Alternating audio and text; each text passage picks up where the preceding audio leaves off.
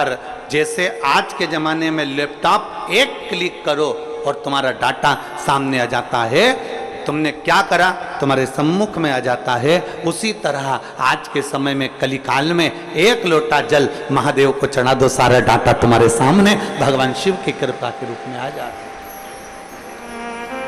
केवल एक लोटा जल। और अभी सावन में कितना? जम के बोलो जरा, 2 लोटा। पूरे वर्ष 1 लोटा और सावन महीना 2 लोटा जल, क्योंकि चातुर्मास में सावन के महीने में हमारी भक्ति दुगनी होना चाहिए, हमारा भजन दुगना होना चाहिए, हमारा कीर्तन दुगना होना चाहिए, हमारा मंत्र जाप दुगना होना चाहिए।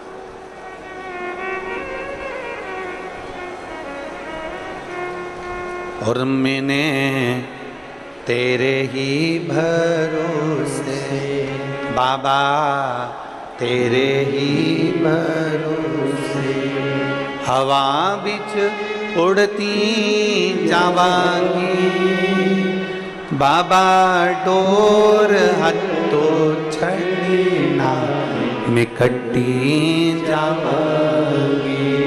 भोले मैं तेरी पतंग, शंभो मैं तेरी पतंग, हवा बिच उड़ती जावांगी बाबा, डोर हत्तो छड़ना मैं कट्टी जावांगी। अपनी भक्ति को दुगना करिए, अपने विश्वास को दुगना करिए, अपनी दृढ़ता को दुगना करिए। गया जमाना जब किताबों से, डायरियों से, लिखा पढ़ी से काम होता था, आज का जमाना लैपटॉप का है, तुरंत काम होता है। इसलिए भगवान फल भी तुरंत देता है। जैसा कर्म करोगे वैसा फल तुम्हें तुरंत भोगना है, तुरंत।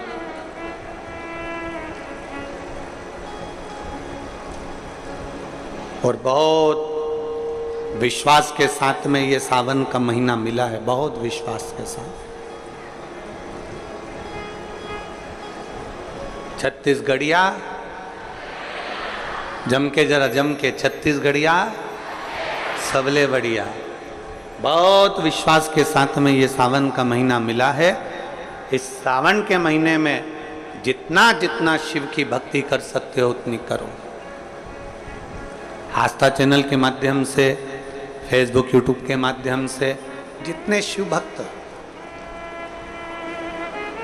भगवान शिव की अविरल भक्ति को सावन के महीने में धारण कर रहे हैं, वो एक विश्वास के साथ,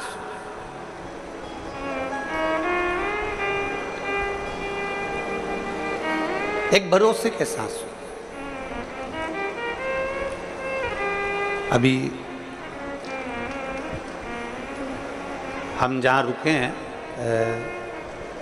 न्यू कुर्सी पार, कुर्सी पार है कि कुर्सी पार है? हाँ तो तुम समझ गए ना? हाँ ठीक है।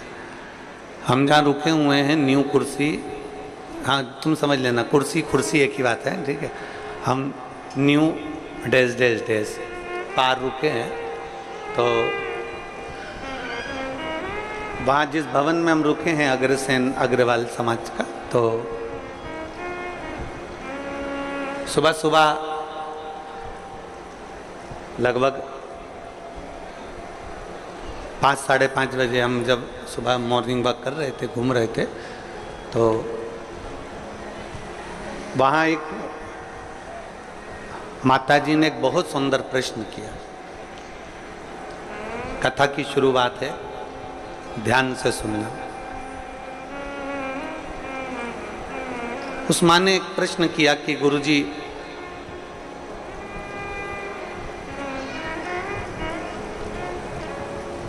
हम एक संस्था से जुड़े हैं और वो संस्था कहती है कि भगवान शंकर की पूजन मत करो, मूर्ति पूजन मत करो, शिव जी को जल मत चढ़ाओ, शंकर जी को अभिषेक मत करो, मूर्ति पूजन बंद करो। क्यों मूर्ति की पूजन कर रहे हैं? हम उस माता जी के पूरे शब्द सुनते जा रहे थे और अपना वो हाल में घूमते जा रहे थे। गुरु जी,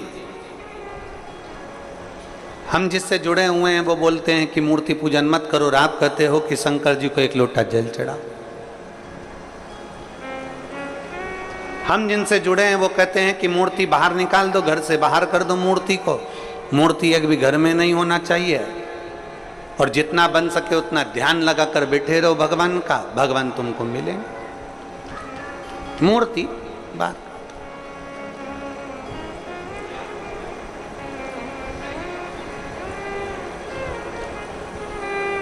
हमने उस माँ से कहा, तुम जिस भी संस्था से जुड़े हो हमें उससे मतलब नहीं है। उसने तुमसे कहा कि मूर्ति बाहर कर दो, मूर्ति पूजन मत करो, ध्यान लगा कर बैठे रहो। हमने उस माँ से सुबह सुबह तो ये बात नहीं कही, क्योंकि उसने जो प्रश्न किया था वो सुबह सुबह उसका उत्तर देने के लिए हम नहीं दे पा रहे थे। इतनी सुबह से इस व्यर्थ की बात का क्या वर्णन कर। पर अगर वो माँ वो बोल रही थी मैं कथा में आऊंगी कथा सुनने के लिए, तो अगर वो कथा में बैठी हो तो ध्यान लगाना उसको। जो तुमसे कह रहे हैं कि मूर्ति पूजन मत करो, जो तुमसे कहते हैं कि भगवान को बाहर निकाल दो, जो तुमसे कहते हैं कि मूर्ति को बाहर निकाल दो और ध्यान लगा कर बैठो, जितना कर सकते हो उतना ध्यान लगाओ, तो हम निवेदन करेंगे उनसे जाकर कहना कि तुम भी शादी मत करना, बच्चे मत करना, ध्यान लगा कर बैठ जाना कि मेरी लुगाई आई, मेरी पत्नी आई, हमारी शादी हो गई, हमारे 4 बच्चे हो गए, 2 5वीं में पढ़ रहे, 2 6 में पढ़ रहे। बस ऐसा ध्यान लगा कर बैठ जाओ। ध्यान लगा कर बैठने से पत्नी प्राप्त हो जाएगी क्या? जम के बोलो जरा। ध्यान लगा कर बैठने से बच्चे पैदा हो जाएंगे क्या? जम के बोलो जरा। ध्यान लगा कर बैठने से मकान बन जाएगा क्या? नहीं। ध्यान लगा कर बैठने से तुम ध्यान लगा लो मकान बन गया, 4 मंजिल का बन गया, अटैच लेट बाथ लग गया, पलंग लग गया, सोफा लग गया, तो क्या मकान बन जाएगा? नहीं। उसके लिए तुम्हें ध्यान से हटकर थोड़ी परिश्रम करना पड़ेगा, तब मकान बन पाएगा। थोड़ा परिश्रम करना पड़ेगा तब जाकर कोई कार्य हो पाएगा। थोड़ा परिश्रम करना पड़ेगा तब तुम आगे बढ़ पाओगे। ध्यान रखना, जो कहते हैं कि मूर्ति पूजन मत करो, हम उनसे कहते हैं एक बार मेरे शंकर भगवान पे लोटा भर के जल चढ़ा कर देख, तू खुद अपने आप मूर्ति पूजन में लीन होता चला, अपने आप लीन होगा। कोई लेट बनता है, कोई जल्दी बनता है। शिव को जल चढ़ाने वाला एक दिन सेठ जरूर बनता है। सेठ जरूर बनेगा। थोड़ा समय लग सकता है, थोड़ा समय लगेगा।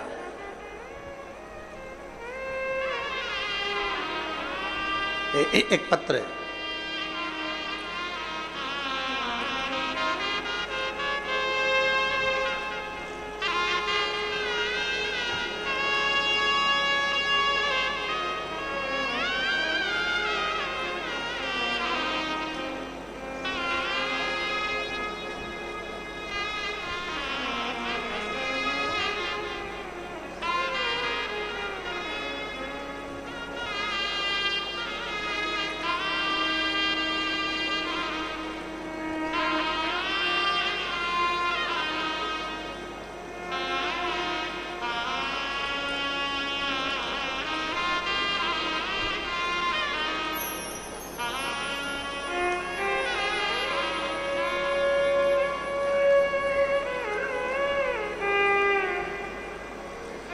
मेरा नाम मनीराम देवांगना।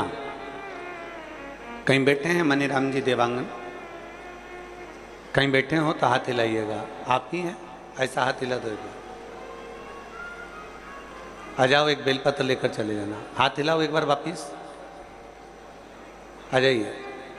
मेरा नाम मनीराम देवांगन है। मैं भाटापारा जिला बालोद बाजार भाटापारा छत्तीसगढ़ का निवासी हूँ, मेरा मोबाइल नंबर ये है। एक लोटे जल का मैं क्या वर्णन करूं। मैं कपड़े की फेरी लगाता हूं, साइकिल पे कपड़ा बांधना, ले जाना, बेचना। 1 साल से मेरी कपड़े की फेरी ठीक नहीं चल रही। इतना दुखी हो गया कि भोजन के भी लाले पड़ने लगे, बड़ी मुश्किल से जिंदगी चलने लगी। अब करूं तो करूं क्या। एक दिन मेरे पिताजी ने मुझसे कहा कि तू एक काम कर, वो सियोर वाला महाराज कहता है कि शंकर जी पर अगर 1 लोटा जल चढ़ाओगे, उसको जल चढ़ाने वाला एक ना एक दिन सेठ जरूर बनता है। अब तू फेरी भी लगा, मना नहीं, पर पहले शिव जी को जल चढ़ा। मैंने अपने पिताजी के कहने पर, जो आपकी कथा दिन रात सुनते हैं, उनके कहने पर शंकर जी के मंदिर में जाना प्रारंभ करा। 1 लोटा जल चढ़ाना प्रारंभ करा। गुरुदेव 2-3 महीने तो मेरी फेरी जैसी थी वैसी ही रही, कोई अंतर नहीं आया। आखिरी में मैंने मंदिर जाना छोड़ा तो मेरे पिताजी ने कहा मंदिर मत छोड़, तो शिव जी के मंदिर में जा, झाड़ू पोछा लगा और 1 लोटा जल चढ़ा। अब मैंने मंदिर में सफाई करना प्रारंभ करी और मेरे बाबा का नाम लेकर जो जल शिव जी को चढ़ाता था वही मैं अपने कपड़े पर छींट देता था और कपड़ा लेकर साइकिल पर बांध कर चला जाता। आज मेरे बाबा ने ऐसी कृपा कर दी कि मुझे भी लाखों और करोड़ों में खिला दिया। मैं बाबा को धन्यवाद देने के लिए आया, मैं शिव को धन्यवाद देने के लिए आया। लाइन अच्छी लिखी है, आप और हम सब गुनगुनाते। खाली ना जाता कोई दर से तुम्हारे, खाली ना जाता कोई दर से तुम्हारे, मैं भी खड़ी हूँ नदी बाहे पसारे, अपने हृदय से लगा लो, गिरा जा रहा हूँ, उठा लो, भोले अपने दर से अब तो ना टालो, गिरी जा रही हूँ, उठा लो। कोई लेट बनता है, कोई जल्दी बनता है, पर शिव को जल चढ़ाने वाला एक दिन सेठ। थोड़ा समय लग सकता है, थोड़ा समय लगेगा, थोड़ा समय लग सकता है, पर यदि तुम्हारा विश्वास पक्का है, यदि तुम्हारा भरोसा पक्का है, यदि तुम्हारी दृढ़ता पक्की है, आपका भरोसा यदि पक्का है, विश्वास यदि पक्का है, हम तो कहेंगे कबाड़ा बेचने वाला हो, फल का ठेला लगाने वाला हो, पान की दुकान लगाने वाला हो, चाहे छोटे से छोटा काम करने वाला व्यक्ति भी हो, और अगर वो शंकर जी के मंदिर में जाकर 1 लोटा जल चढ़ा रहा है, सफाई कर रहा है, तो ये विश्वास मानना 2 महीना, 3 महीना, 4 महीना, 6 महीना, 1 साल इंतजार जरूर करना। मेरा बाबा तुम्हारा वो जल चढ़ाने वाला हाथ एक दिन पकड़ लेगा और तुमको खींच कर आगे बढ़ा ही देगा, ये निश्चित है। थोड़ा समय लग सकता है,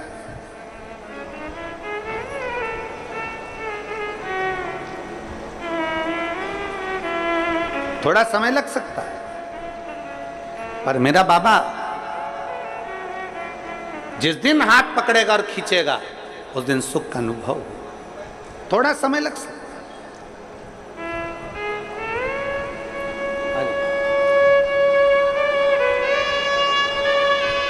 एक विश्वास, साइकिल पे कपड़ा बांध कर बेचने वाले के लिए भी शंकर ऐसी अविरल भक्ति पैदा कर दिया कि उस बच्चे ने लिखा है कि मुझे भंडार भरकर इतना दे दिया मेरे बाबा ने कि मुझे कमी।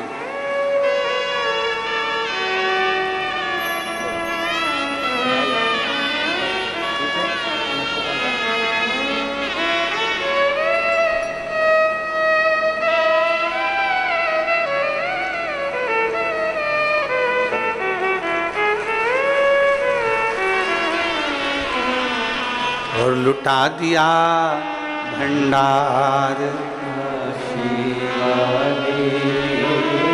कर दिया माला। अपने भरोसे को बढ़ाना है हमको, अपने विश्वास को बढ़ाना है हमें। सावन के महीने में हमें कुछ नहीं करना, बस इतना ही करना है कि हमारा विश्वास कितना शंकर के प्रति जा सकता है।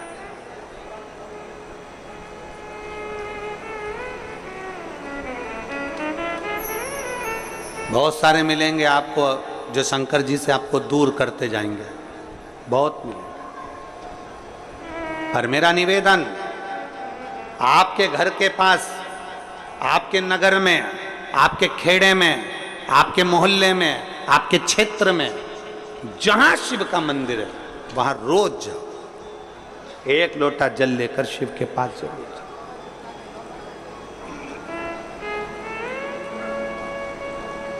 उसके दरवाजे तक जरूर पहुंचो।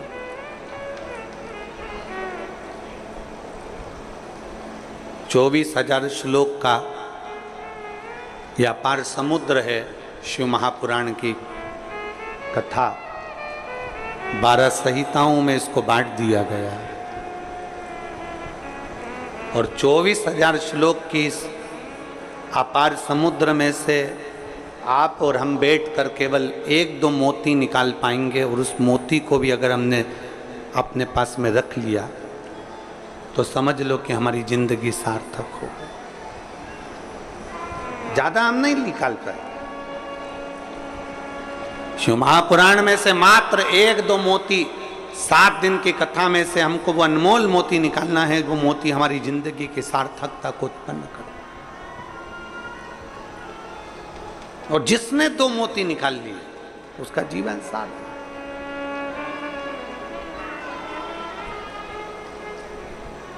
हमें ध्यान देना है कि हमारा मन, हमारा चित्त भगवान की ओर स्थिर हुआ कि नहीं। गेहूं पिसवाते हो? अरे बोलो तो जम के तो बोलो। पिसवाते हो? रोटी बनाते हो? खाते हो? गेहूं की पीसने की जो चक्की होती है ना, उसमें 2 पार्ट लगे होते हैं।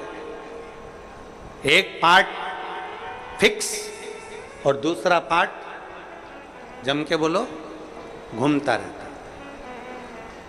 चक्की का जो एक पार्ट होता है वो एकदम फिक्स होता है, एकदम जमा हुआ होता है, और दूसरा पार्ट घूमता रहता है। तब जाकर वो गेहूं चावल पिसाता है। और अगर दोनों पार्ट घूमने लगेंगे तो पिसाएगा क्या? नहीं। चक्की का एक पार्ट स्थिर है और दूसरा पार्ट घूम रहा है। उसी तरह इस शरीर के भी 2 पार्ट हैं, एक मन, दूसरा ये शरीर। शिव महापुराण की कथा कहती है मन को शंकर के चरणों में स्थिर रख लो और ये शरीर घूमने तो परमात्मा को मिलने में देरी नहीं लग सकती। मन स्थिर रखो। हम मन को स्थिर नहीं रख पाते। हम मन को जिस दिन स्थिर रख लेंगे, हम मन को जिस दिन पकड़ लेंगे, हम जिस दिन मन को हम स्थिरता में लाकर खड़ा कर देंगे, जिस दिन हमने मन की स्थिरता को निश्चित कर दिया, जिस दिन हमने मन को स्थिर कर दिया, फिर ये शरीर कहीं पर भी जाए, ये शरीर कहीं पर भी पहुँचे, अगर मन स्थिर हो गया तो फिर शरीर भी इधर उधर नहीं जा सकता। मन की स्थिरता। किसी किसी घर में बच्चों को इतने अच्छे संस्कार दे दिए जाते हैं, किसी किसी घर में बच्चों को इतना अच्छा ज्ञान दे दिया जाता है कि बच्चा किसी के साथ भी रहे उसका मन कभी बिगड़ता नहीं।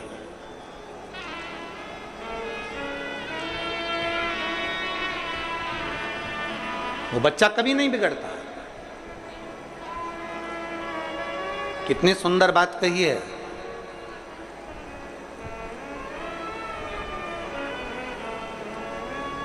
केकई मंथरा अयोध्या में रहने के बाद भी नहीं सुधरे, और वो विभीषण रावण की लंका में रहने के बाद भी बिगड़ा नहीं है। नहीं बिगड़ा।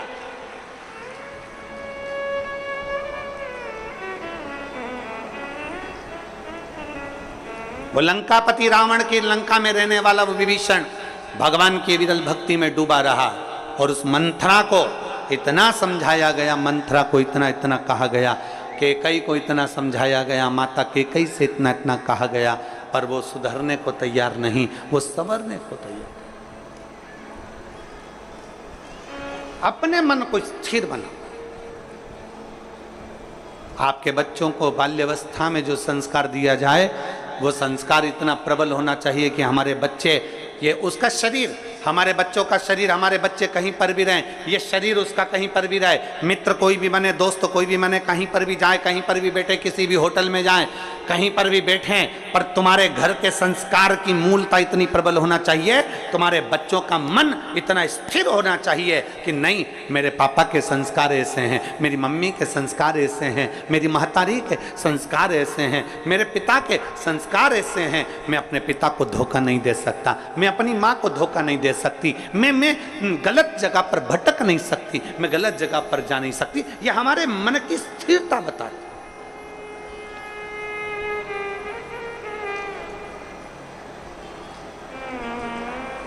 आज का जो माहौल चल रहा है ना, ये मेरी जीजियों और मेरे जितने जीजा बैठे हैं वो भी सावधानी से सुने। आज का जो माहौल चल रहा है, मोबाइल का नेटवर्क मालूम पड़ जाता है कि कहां है, मोबाइल का नेटवर्क मालूम पड़ जाता है कि कहां है, पर घर के बच्चों का नेटवर्क मालूम नहीं पड़ पाता कि वो कहां है। हमारे बेटे का नेटवर्क कहां चल रहा है, हमारी बेटी का नेटवर्क कहां चल रहा है, हमारी बेटा का नेटवर्क कहां तक है, हमारी बेटी का नेटवर्क कहां तक है, हमारे बच्चों का नेटवर्क कहां तक है, किसकी संगत में, कौन दोस्त, कौन सहेली, कहां जा रही है, कहां ले जा रही है, कहां बैठ रही है।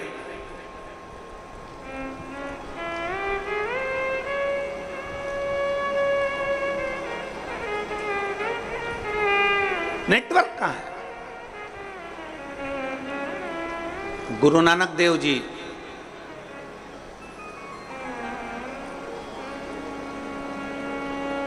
संतों के सिरमौर, गुरु नानक देव जी अपने शिष्य बाले से कहते हैं, बाले, एक व्यक्ति जो कर्म करता है, उस कर्म करने वाले व्यक्ति के ऊपर उस मालिक की दृष्टि हर पल रहती, हर पल। जैसे आज की भाषा में कहें कि दुनिया के लोग कहीं पर भी रहें, वो सोचते हैं कि हमने जो करा वो परमात्मा ने नहीं देखा, हमने जो किया वो भगवान ने नहीं देखा। हम पुण्य करते हैं तो सारी दुनिया में डोंडी पीट देते हैं, और हम पाप करते हैं तो किसी से नहीं कहते, छुपा लेते हैं, उसको लगता है कि मैंने किसी से नहीं कहा। गुरु नानक देव जी कहते हैं, बाले, हमारे एक एक कर्म पर हमारे ईश्वर की, उस परमात्मा की दृष्टि हमेशा रहती है। मोबाइल का नेटवर्क मालूम पड़ सकता है कि कहां है, और आज के बच्चों का नेटवर्क मालूम नहीं पड़ पाता कि बच्चे कहां, किससे बात कर रहे हैं, मोबाइल में किससे चैटिंग कर रहे हैं, किससे बात की जा रही है, कौन है, कौन सहेली है, कौन दोस्त है, कौन व्यक्ति कैसा है, उसको नहीं मालूम पड़ता।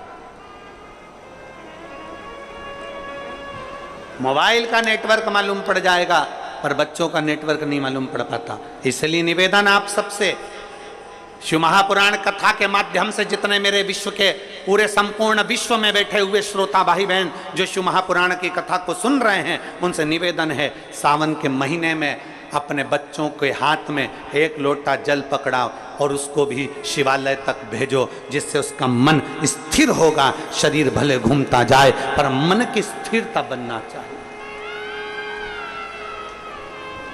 शरीर भले घूमे पर मन की स्थिरता हो, स्थिर। मकान किसने बनाया? तुमने मेहनत कर कर, घर बनाया तुमने मेहनत कर कर, एक एक रुपया जोड़कर तुमने महल बनाया, नगर बसाया, मकान बनाया, घर बनाया, परिवार बनाया, पत्नी का half set, full set, sofa set, सब कुछ घर में ला कर दिया, डिनर सेट, सब कुछ दिया। उसके बाद भी मनुष्य अगर घर में अपसेट रहे तो ऐसे सेट का कोई मतलब नहीं।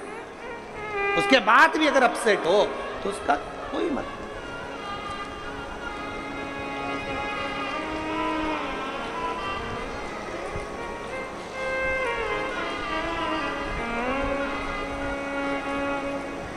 शादी में अभी हम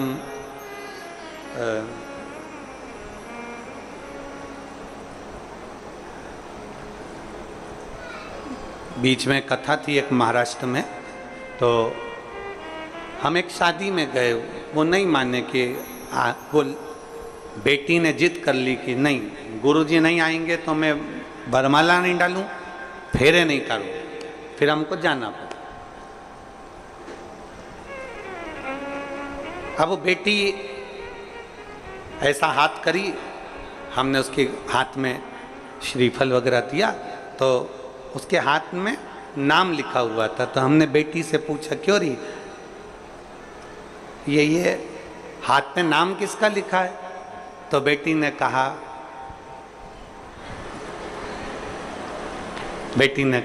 इनका।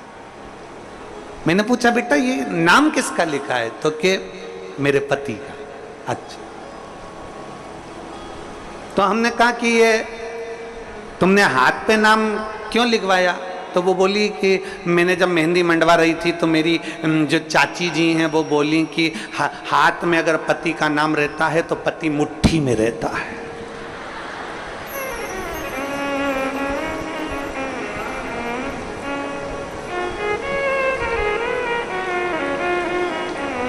तो फिर हमने कहा, बेटा फिर तो पति की जगह सास का लिखाना था,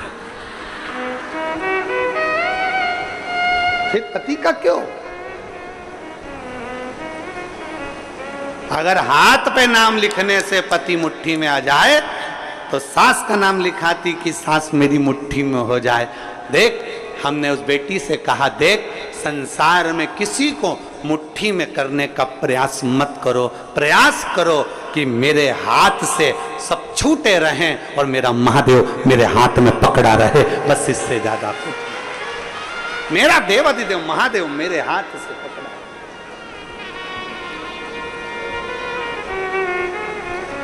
मेरा शिव मेरा बना रहा है, उससे ज्यादा मुझे कुछ नहीं चाहिए। हम संसार के लोगों को अपना बनाने का प्रयास कर रहे हैं, हम संसार के लोगों को अपना बनाने का प्रयास कर रहे हैं, हम संसार के लोगों को अपना जोड़ने का प्रयास कर रहे हैं, हम संसार के लोगों को ये विचार करते हैं ये परिवार, नाते, रिश्ते, कुटुंब, कबीले सब मेरे बनते चले जाएं। शिव पुराण कहती है हम जितना जितना संसार के लोगों को अपना बनाने का प्रयास करेंगे ये हमसे दूर हटते चले जाते हैं। इसलिए प्रयास ये करो कि हमारा शिव, हमारा शंकर, हमारा ओघड़दानी, मेरा देव अधिदेव महादेव, मेरा शंभु, मेरा त्रिकालदर्शी, मेरा शिव हमारा बन जाए, बाकी की दुनिया भले जाए तो जाए। और शंभु शरणे पड़ी मांगू घड़ी रे, दुख काटो दया करीन दर्शन शंभु शरणे पड़ी मांगू घड़ी रे, दुख काटो दया करीन दर्शन। हम शिव को अपना बना, हम शंकर को अपना बना।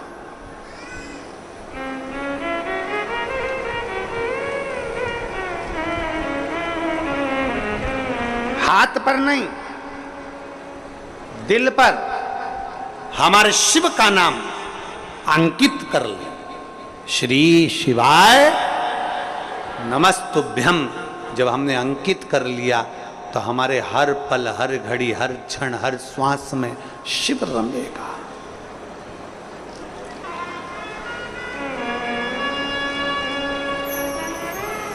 वो कावड़ देना।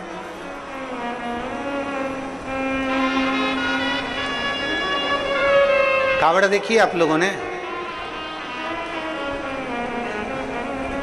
ये कावड़, इसमें दो तो पानी के कलश रहते हैं, दो पानी के लोटे रहते हैं। भक्ति की डोरी बंधी होती है और एक बांबू, एक बांस लगा रहता है। इसमें मूलतः डंडे का प्रयोग में बांस का प्रयोग किया जाता है। इसमें मूलतः इस कावड़ में डंडे के प्रयोग की जगह बांस का, बांबू का। इधर छत्तीसगढ़ में क्या बोलते हैं? बांस बोलते हो, बांबू बोलते हो? बांस। महाराष्ट्र में बांबू बोलते हैं इसको, बांबू। मूलतः प्रयोग होता। अब जब हम इस कावड़ में अगर देखें तो सबसे मुख्य अगर कुछ होता है कावड़ ले जाने में तो वो बांबू होता है, बांस होता है। और बांबू का जो पेड़ होता है, बांस जो होता है, उसमें थोड़ी दूर तक अच्छा रहता है, फिर गठान आ जाती है, फिर थोड़ी दूर तक अच्छा रहता है, फिर गांठ आती है, फिर थोड़ी दूर तक अच्छा रहता है, फिर गांठ आती है। बोलो देखा कि नहीं देखा आप लोगों ने? बांबू में जगह जगह पर गांठ आती रहती है और बांबू अंदर से पोला रहता है। कोई कोई बांबू, कोई कोई बांस ठोस भी होता है, पर कितना भी ठोस हो बांस, उसके अंदर थोड़ा ना थोड़ा पोलापन रहता ही रहता है।